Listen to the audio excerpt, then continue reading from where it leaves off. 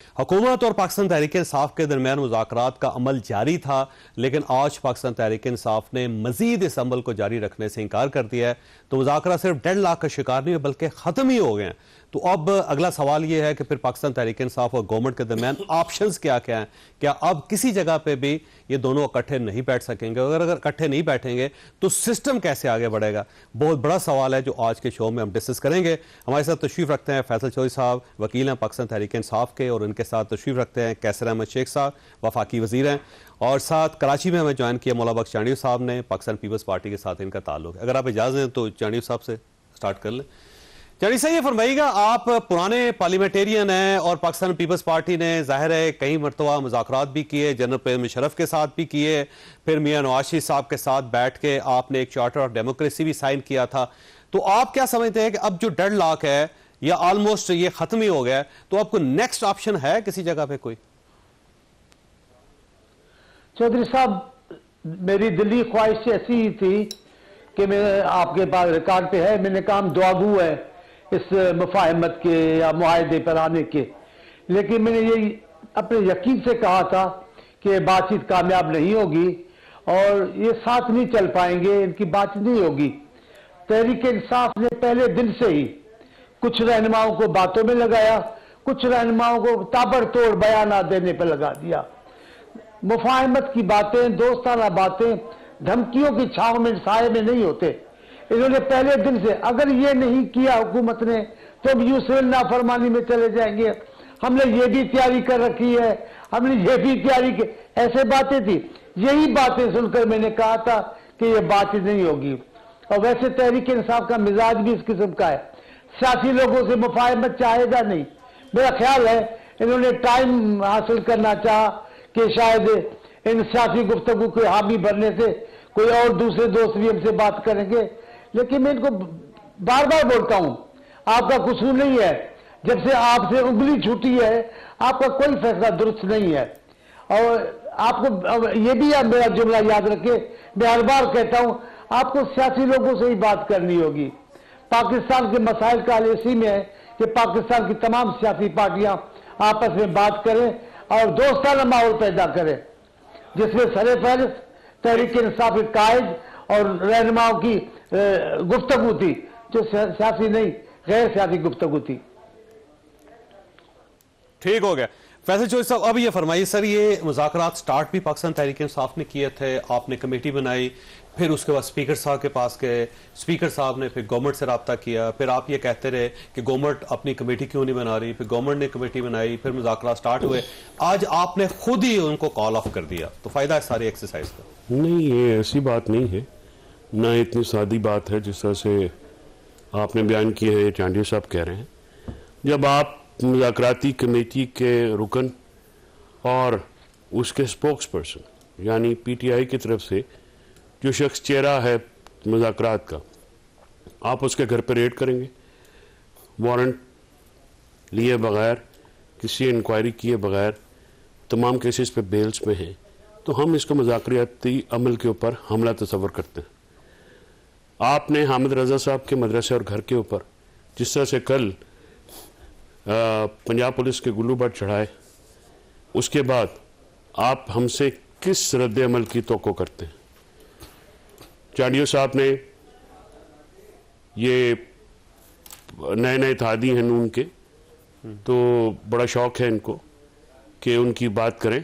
ख्वाजा आसिफ क्या गुफ्तगू करते हैं, तलाल चौधरी क्या गुफ्तगू करते हैं, या जो मरीम नवाज के एमा के ऊपर ये डिप्टी प्राइम मिनिस्टर जो हैं इसहाक डार साहब स्पीकर और राना सनाउल्लाह साहब ने क्या 10 दिन जोर नहीं लगाया जेल में मुलाकात कराने का? मुज़ाकराती कमेटी की मुलाकात क्यों नहीं हो पा रही? जब होनी थी इतवार वाले दिन हो गई, कहाँ से हुई? जावेद चौधरी साहब को बताने की जरूरत नहीं होती मुझे।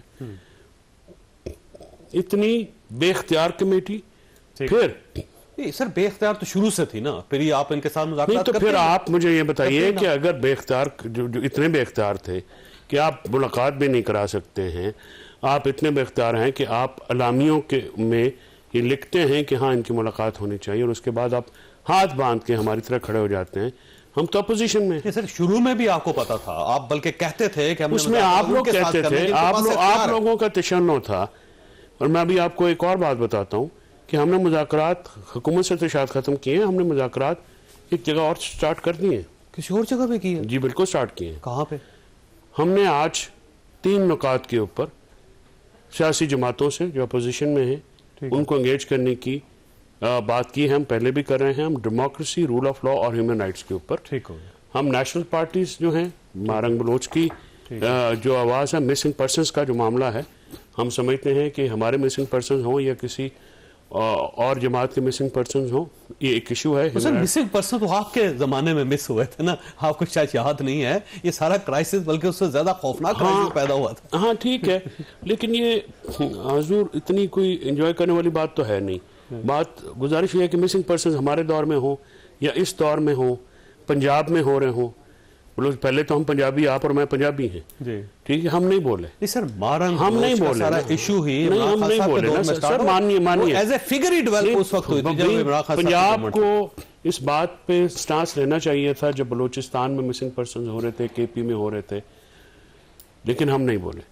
आज पंजाब में हो रहे हैं तो हमें पता लगा कि दर्द क्या होता है। ठीक है, बात यह है कि हम इंटरनेशनल फोरम से यहाँ पे अपने मिसिंग पर्सन का मामला उठाएंगे। हम बलोच मिसिंग पर्सन अब आप बलोच के साथ मिलकर एहतजाज करेंगे। हम उन समेत तमाम जमातों से, ठीक है, इन 3 नुकात के ऊपर हम ग्रैंड नेशनल डायलॉग जिसको कह सकते हैं। और फिर आप मौसम दावड़ को भी शामिल करेंगे उसमें। देखिए मौसम दावड़ हो या जिनका मिसिंग पर्सन का काम है, हम उस पर करेंगे। और आप आने वाले वक्तों में देखिएगा कि हम इसमें एक जो सियासी अमल का आगाज हमने किया था, जिसको हुकूमत ने उसका सियासी तरीके से जवाब नहीं दिया, उन्होंने पुलिस के जरिए एक बदमाशी का जवाब दिया। फिर हम क्योंकि सियासी लोग हैं, हमारी तो मुज़ाकरात ही एक हमारे पास हथियार है, तो हमने ये मुनासिब समझा है। इमरान खान साहब ने भी आज अपनी पार्टी को हिदायत कर दी है कि आप तमाम जमातों के पास बिला तफरीक आप जाइए और इन 3 नकात के ऊपर जो आपके साथ आता है हम उनके साथ मिलने को तैयार। अच्छा शेख साहब, देखें छोटी सी चीज थी जिसकी वजह से सारा अमल डीरेल हो गया, एहतजाजन डीरेल हो। आपको क्या जरूरत थी कि हामिद रजा साहब के मदरसे पे पुलिस भेज दें या उनके घर के ऊपर छापा मारना शुरू कर दें? अगर ये मुज़ाकरात चल रहे थे और अगर आप समझते थे कि इसको फ्रूटफुल होना चाहिए, तो ऐसे जेस्चर है जिसकी वजह से हर चीज रिवर्स हो गई। जवेद चौधरी साहब, ये कोई आज पहली बार तो मुज़ाकरात दुनिया में सेकंड वर्ल्ड वार हुई, लाखों बंदे मर गए। आप तो एक छोटी सी बात कर रहे हैं, 5 करोड़ लोग। उसके बाद फिर मुज़ाकरात हो गए। हमारी इंडिया से जंगें हुई, हमारे शहीद हुए, उसके बाद भी हमने मुज़ाकरात कबूल कर लिए। ये कोई नई बात नहीं है, ये तो सियासत है। और मुज़ाकरात के अलावा या तो कोई हल निकला हो, इनसे हम कहते रहे, ये हमें चोर डाकू कहते रहे, ये तो यही कहते हमने किसी से मिलना नहीं है, चोर डाकू हैं। हाँ, और इन्होंने कहा जी हम इस्टेब्लिशमेंट से मुज़ाकरात। एक हंसने वाली बात है ना, मुज़ाकरात तो पॉलिटिकल लोगों के होते हैं आपस में, इस्टेब्लिशमेंट के क्या मुज़ाकरात होने। ये पहले दिन से यही कह रहे हैं कि वो ताकतवर है, हम कह रहे हैं कि हमसे आके करें, असेंबली में बातचीत करें ना बातचीत। 2.5 लाख के बगैर तो कोई सियासी अमल होता ही नहीं। और 2.5 लाख आपको अपने वज़रा को कंट्रोल करना चाहिए था। ख्वाजा आसिफ साहब की गुफ्तगू सुन लें, राना सनाउल्लाह साहब की गुफ्तगू। चौधरी साहब, आप ऐसी बात कर रहे हैं, हर जगह मुख्तलिफ ख्यालात के लोग होते हैं, ना कंट्रोल हो सकता है और ना ये आपको मुसालबा करना चाहिए। बात में आपको, हम किसी की शिकस्त के या फतह की बात नहीं कर रहे, ना मुज़ाकरात पाकिस्तान के लिए हो रहे हैं, पाकिस्तान के लोगों के। ये मुज़ाकरात क्या सिर्फ मुस्लिम लीग के चंद लोग या PTI के जो चंद रहबर या रहनुमा हैं उनके लिए मुज़ाकरात हो रहे हैं? लोग हैं, 24-25 करोड़ बंदे हैं, गुरबत की लकीर के नीचे 9-9.5 करोड़ बंदा चला गया है। हमारे यहाँ बच्चे तालीम नहीं, 2.5 करोड़ बच्चा हमारा स्कूल नहीं जा पा रहा। हम मुज़ाकरात उसके सबको करने चाहिए। मुज़ाकरात किसी की फतह या शिकस्त नहीं है, गलतियाँ भी हुई होंगी, लेकिन हम पाकिस्तान को कहाँ पहुँचा रहे? हमने तो बेड़ा गर्क कर दिया अपनी इकानमी का। क्या करें, कोशिश के बावजूद अगर हम ये लगे रहेंगे। देखिए ना, बात ये हो रही है कि जावेद चौधरी साहब, आप लर्नेड आदमी हैं। पाकिस्तान यही पाकिस्तान था जो तालीम याफ्ता इलाका था, वो इंडिया की तरफ गया जब पार्टीशन हुई।